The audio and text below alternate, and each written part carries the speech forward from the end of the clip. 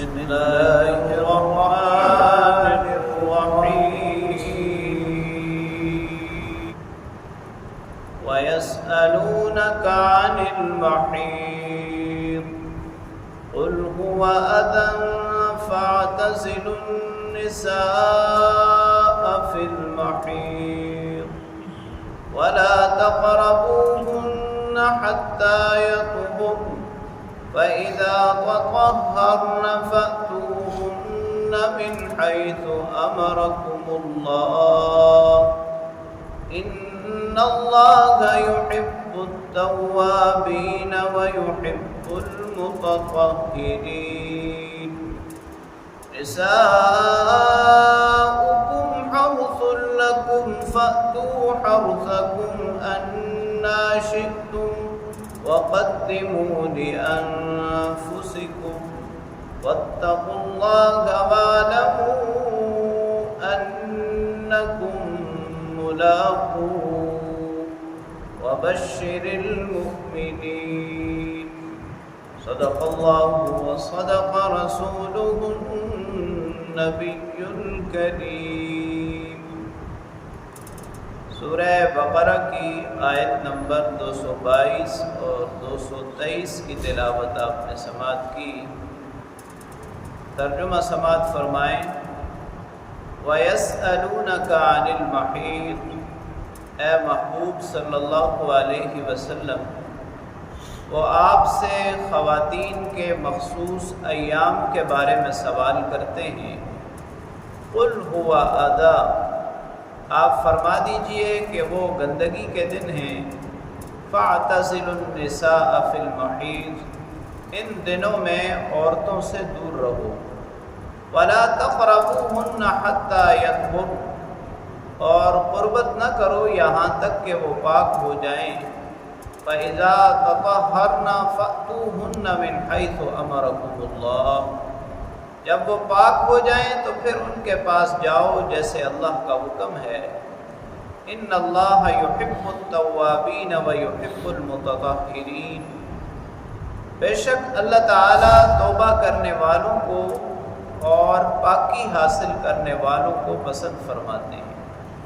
نساؤکم حرث لکم، تمہاری خواتین تمہاری کھیتیاں ہیں۔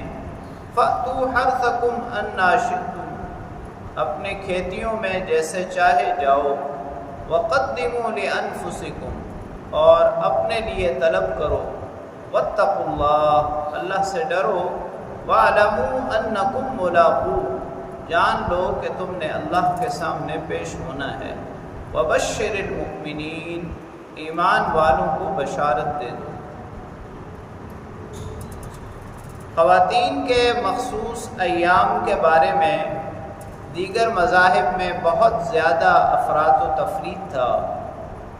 یہودیوں کے ہاں ان دنوں میں وہ خاتون کو بالکل اچھوت قرار دیتے تھے، نہ ایک ساتھ بیٹھتے، نہ ایک ساتھ بیٹھ کے کھانا کھاتے، نہ ہی اس کے ہاتھ کا پکا ہوا کھانا کھاتے۔ اسی طرح مجوسیوں اور ہندوؤں کے ہاں بھی یہی تھا۔ دوسری طرف نصارہ کا معاملہ یہ تھا کہ وہ ان دنوں میں بھی ازدواجی تعلقات قائم کر لیتے تھے۔ تو صحابہ کرام رضوان اللہ تعالی علیہم اجمعین نے نبی کریم صلی اللہ علیہ وسلم سے دین اسلام کی تعلیم کے بارے میں پوچھا کہ اس معاملے میں دین اسلام کی تعلیم کیا ہے۔ تو آپ صلی اللہ علیہ وسلم پر یہ آیات نازل ہوئی کہ یہ جو مخصوص ایام ہیں یہ ناپاکی کے دن ہیں، لہٰذا ان دنوں میں جو ممانعت ہے وہ ازدواجی تعلقات کی ہے۔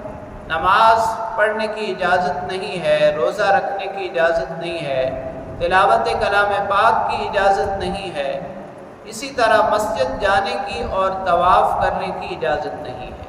باقی دیگر معاملات میں مل بیٹھنا، اٹھنا بیٹھنا، کھانا پینا، اس کی کوئی پابندی نہیں ہے۔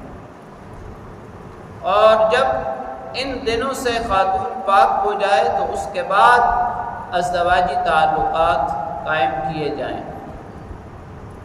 پھر خاص طور پر اللہ رب العالمین نے یہ حکم فرمایا کہ تم اپنی خواتین کے پاس، اپنی بیویوں کے پاس ایسے جاؤ جیسے اللہ کا حکم ہے، یعنی اسی مقام پر قربت کرو جہاں قربت سے تمہیں فائدہ ہے۔